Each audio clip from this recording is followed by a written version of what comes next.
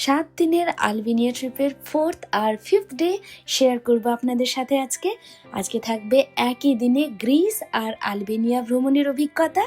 তার সাথে রয়েছে আলবেনিয়ার মোস্ট আইকনিক ব্লু আই, প্রচুর এনজয়মেন্ট, খাওয়া দাওয়া আর অনেক আড্ডা। চলুন শুরু করা যাক। বলেছিলাম যে প্রত্যেক দিন গুড মর্নিং এখান থেকেই হবে।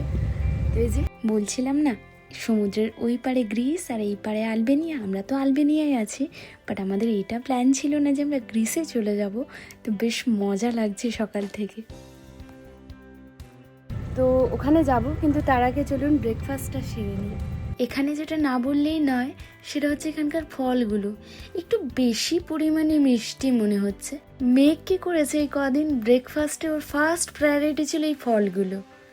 গত 3-4 দিন ধরে এই জায়গাটা আমার সব থেকে প্রিয় জায়গা হয়ে গেছে। এত জায়গায় ঘুরছি, কিন্তু রোজ অপেক্ষা করি যে পরের দিন কখন এই সকালবেলা এখানে ব্রেকফাস্ট করতে যাব রেডি হয়ে। এত সুন্দরভাবে সাজানো, এত নিরিবিলি একটা জায়গা। অরণ্যর গেছে 5-10 ইউরো। আর আমাদের হচ্ছে এখানে হচ্ছে দু রকম আছে, একটা স্লো ফেরি আর একটা হচ্ছে ফাস্ট ফেরি। ফাস্ট ফেরিতে 20 ইউরো করে অ্যাডাল্টদের জন্য ভাড়া, এবং হচ্ছে আমরা যেহেতু ফরওয়ার্ড জার্নিটা আমাদের ফাস্ট ফেরি, তো সেই জন্য 20 ইউরো করে পার হেড লেগেছে। আর ফেরারটা হচ্ছে 1 ঘন্টা, একটুখানি স্লো, তো সেই জন্য 10 ইউরো করে লেগেছে পার হেড। তো আমাদের টোটাল ট্রিপের জন্য 70 ইউরো। এটা 50 থেকে 70-এর মধ্যে ভ্যারি করতে হবে। আমরা অ্যাকচুয়ালি ফার্স্ট ফেরিটা মিস করেছিলাম, তাই আমরা সেকেন্ড ফেরির টিকিটটা কাটি। এখানে অনেক ফেরি অ্যাভেলেবেল আছে, বাট আমরা ওইরকম টাইমেই টিকিটটা কাটি। আর তাই জন্য আমরা প্রথমে একটুখানি সমুদ্রের বিচে এনজয় করে নিই, তারপর মেঘকে নিয়ে ফেরিতে উঠি। ফেরিটা মোটামুটি ঠিকঠাকই ছিল। নরওয়ের যে ফেরিগুলোতে আমরা উঠে আপনাদের অনেক ভিউ দেখিয়েছি, তার মতো লাক্সুরিয়াস না, বাট খুব ভালো ছিল জার্নিটা। আর মেঘ বিশাল এনজয় করেছে। পৌঁছে গেছি গ্রিস করফু বন্দরে। আর কিরকম জার্নি ছিল বলো? এটা অদ্ভুত সুন্দর জার্নি। অনেক প্রায় 30 মিনিট জার্নির পরে আমরা এখন লিওনাইডার্সের দেশে। তো আমাদের এখন পাসপোর্ট কন্ট্রোল হবে, চলুন যাই। আমরা পৌঁছে গেছি করফুর ওল্ড টাউনে। অয়ন, কত নিল ট্যাক্সির ভাড়া? এখানে কিছু ইল্লিগাল ব্যাপার স্যাপার রয়েছে, যেমন হচ্ছে তুমি যদি ক্যাশ দাও তাহলে 15 ইউরো, আর যদি তুমি কার্ড ইউজ করো তাহলে হচ্ছে 20 ইউরো। কিন্তু আমাদের কাছে ক্যাশ ছিল না, তো আমাদেরকে 20 ইউরো। হ্যাঁ, কারণ আলবেনিয়ায় তো লেক চলে আর এখানে ইউরো, তো আমরা আর ইউরোর ক্যাশ তুলিনি, তাই জন্য আমাদের 20 ইউরো পে করতে হয়েছে। বাট ওখান থেকে হেঁটেও আসা যাবে হাতে একটু সময় থাকলে। আমরা যেহেতু মেঘকে নিয়ে এসেছি, তা আমরা ভাবলাম ট্যাক্সিতেই চলে যাই। তো এখন আমরা ওল্ড টাউনে চলে এসেছি। মেঘ একটা আইসক্রিম কিনে নিয়েছে, এবার আমরা একটু ওল্ড টাউনটা ঘুরে দেখবো।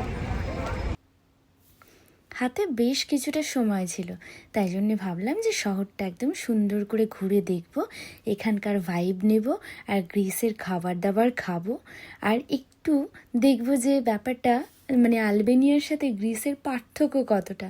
তো এইসব ভাবতে ভাবতেই এই জায়গাটা খুঁজে পাই। জায়গাটা এত সুন্দর ছিল, সাজানো খুব সুন্দর। আর তারপর আমরা ধীরে ধীরে হাঁটতে শুরু করি একদম ওল্ড টাউনের ভেতরের দিকটায়। এই যে ওল্ড টাউন, বেশ ভালো।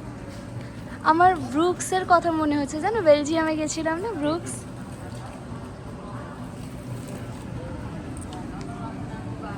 2000 জিউসকে যখন হত্যা করা হয়েছিল নাৎসিদের হাতে, তারই একটা মেমেন্টো হিসেবে বা একটা মেমোরিয়াল হিসেবে জিউস কমিউনিটি অফ করফু, এটা 2001 সালে এটাতে নভেম্বর মাসে এটা তৈরি করেছিল। গ্রিস মানে ইতিহাস, এটা তো সবাই জানে। আর এরম একটা টাউনে এসে সেটা আরও ফিল করতে পারছিলাম, আলবেনিয়ার সাথে যে ডিফারেন্সটা বুঝতে পারছিলাম। এই ছোট্ট সরু রাস্তাগুলো, দুদিকে সোভেনিয়ার্সের দোকান, ছোট ছোট বুটিক, আর চারিদিকটায় এত restaurant, obviously traditional Greek restaurant. আমরা তার মধ্যে ঢুকে গিয়ে কিছুক্ষণ এনজয় করি। খাওয়া দাওয়া করে বেশ অনেকক্ষণ আমরা ওই ওল্ড টাউনটাই কাটিয়েছি। প্রথমত আমি তো খুবই কনফিউজড ছিলাম যে আমি কোন ফ্রিজ ম্যাগনেটটা নেব। এটা আমার মনে হয় প্রত্যেকটা ট্রাভেলিংয়ে আমার সব থেকে বড় কনফিউশন থাকে। যাই হোক, সে তো সিলেক্ট করলাম। তার মধ্যে একটা মজার কথা বলি, আগে খুব বেশি স্যালাড আমি খেতাম না। এই ট্যুরে এসে আমার স্যালাডের প্রেমে পড়ে গেছি। স্পেশালি আমি জানি না এখানকার টমেটোতে কি আছে, খুব বেশি ভালো লাগছে। তারপর যাই হোক সব কিছু করে আমরা হাঁটতে হাঁটতে চলে আসি এই সমুদ্রের বিচের দিকটায়। এখানে ছোট ছোট বিচ বলা তো যায় না, যা দেখছেন আর কি। একটা টাইমে আমাদের মানুষের যে সভ্যতা কতটা উন্নত ছিল, সুন্দর একটা জায়গায় তৈরি। এই এই যে জায়গাটার চারিদিকটা পাহাড়ে ঘেরা, আর মাঝে হচ্ছে ভূমধ্য সাগর বয়ে গেছে। আর ওই যে ওই পাহাড়ে একটা ছোট্ট পাহাড়ি দ্বীপে ক্যাসেলটা রয়েছে, অদ্ভুত সুন্দর লাগছে। আর মনে হচ্ছে কি একদম রেনেসাঁসের যুগে ফিরে গেছি, একদম সেই পুরনো মধ্যযুগীয় ব্যাপার। মানে ভাস্কর্য এই একটুখানি ছোঁয়া, দেখা যাক আমরা হয়তো নেক্সট টাইম এটা প্ল্যান করতে পারি। এখন আমরা ফিরে যাব করফু, যে করফু হারবারে যাচ্ছি আমরা। এখন ফিরে যাব, আমাদের রিটার্ন যে ফেরি সেটা নেব। এইবার শুরু আসল মজা, কেন বলুন তো? আমরা প্রথমে হাতে যে টাইমটা নিয়েছি 20-30 মিনিট টাইম নিয়ে আমরা ভেবেছি যে এবার পৌঁছে যাব। ওমা, তারপর আসল জায়গায় পৌঁছে দেখি না, এখান থেকে আরও 1 কিলোমিটার দূরে আমাদের ফেরিটা রয়েছে। সে তারপর তো যুদ্ধের মতো অবস্থা। মেঘকে সামলে কোনোভাবে আমরা ফেরিটা নিতে পেরেছি, এটাই বিশাল ব্যাপার। যাই হোক, তারপর ফেরিতে ভিউ ছিল অ্যামেজিং, যেটা দেখছেন সূর্যাস্তের ভিউ, ভীষণ ভালো লাগছিল। আর এই জায়গাটায় না একজনের বার্থডে ছিল, তো ওরা এই বার্থডেটা সেলিব্রেট করছিল, ভীষণ অন্যরকম লাগছিল। আর তাছাড়া মানে আমরা তো দৈনন্দিন জীবনে সূর্যাস্তটাকে এত সুন্দর উপভোগ করি না, বিশেষ করে সমুদ্রের মাঝে। উফ, অসাধারণ লাগছিল। Good morning. আজকে আমাদের সারান্দে লাস্ট ডে, মানে আজকে আমরা এখান থেকে এখন বেরিয়ে যাচ্ছি, হোটেল চেক আউট করে দেবো। তার আগে ব্রেকফাস্ট করে নিয়েছি একটুখানি। আর আমাদের আজকের প্ল্যান হচ্ছে একদম যে আলবেনিয়ার মোস্ট আইকনিক যেটা ব্লু আই, ওটা দেখতে যাওয়া। ব্লু আই কি সেটা আমি আপনাদেরকে গিয়ে ওখানেই বলবো। আর তারপর এখান থেকে আমরা যাব হিমারে বলে একটা ডেস্টিনেশনে, তো ওখানে আমরা 2 দিন থাকবো। চলুন তাহলে। কোথায় যাব আমরা অরণ্য? ব্লু আই দেখতে। আচ্ছা ঠিক আছে, চলে এসেছি ব্লু আই দেখতে। আমরা স্পটে পৌঁছে গেছি, এখানে পার্কিং আছে। এই যে পার্কিং লট, প্রচুর পার্কিং করা যাবে এখানে। 3 ঘন্টার জন্য 300 লেক। 100 লেক মানে 1 ইউরো। তো এখান থেকে 8 ঘন্টা হাঁটতে হবে। 1-1.5 কিলোমিটার হাঁটতে হবে ভেবেই গায়ে জ্বর আসছিল, এত গরম ছিল। তো যাই হোক, সামনে গিয়ে আমরা দেখতে পাই যে না, অনেক কটা অপশান আছে, যেরকম এই টয় ট্রেন, তাছাড়া কয়েকটা গাড়ি ছিল, স্কুটি ছিল। তো আমরা টয় ট্রেনের অপশানটা নিলাম, আর রাস্তার থেকে কিছু ফ্রুটস নিয়েছিলাম। বলছিলাম যে এখানকার তো ফ্রুটসগুলো অসাধারণ। তো মেঘ নিয়েছিল কিছু স্ট্রবেরি আর জুস, তো ওটা নিয়েই আমরা চললাম।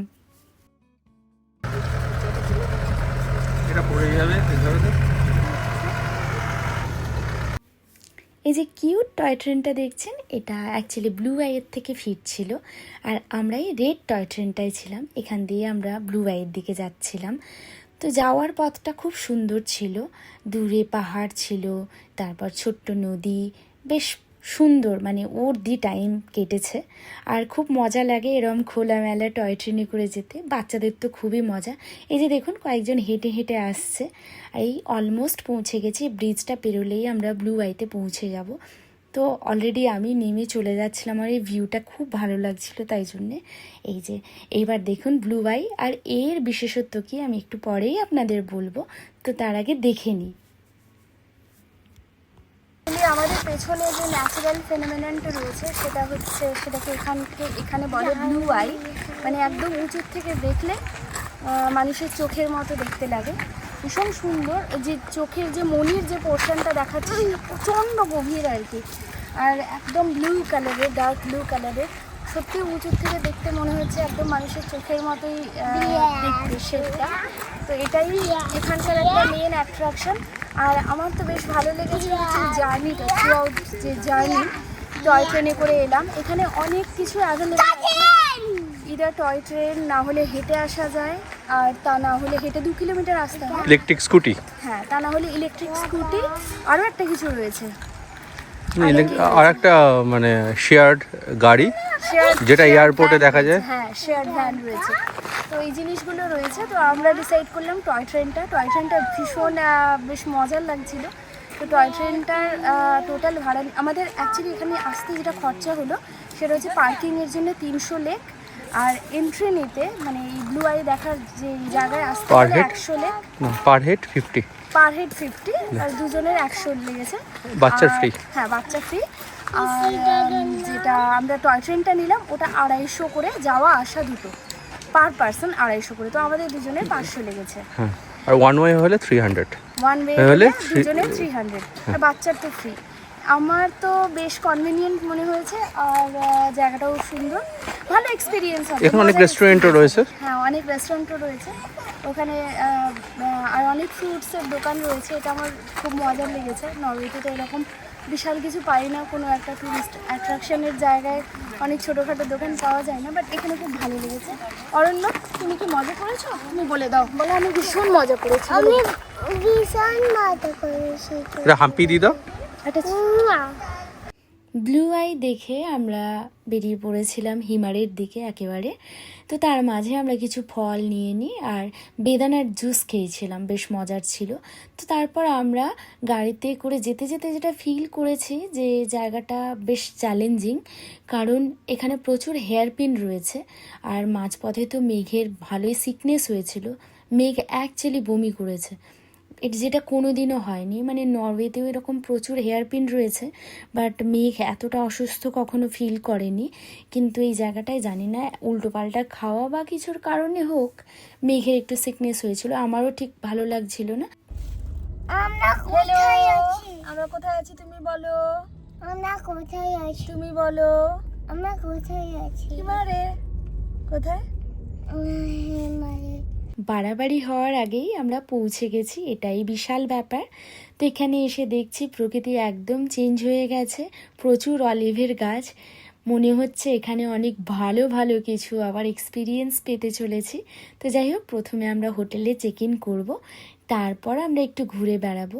আজকের জন্য এটুকু থাক, দেখা হচ্ছে পরের ব্লগে। টাটা।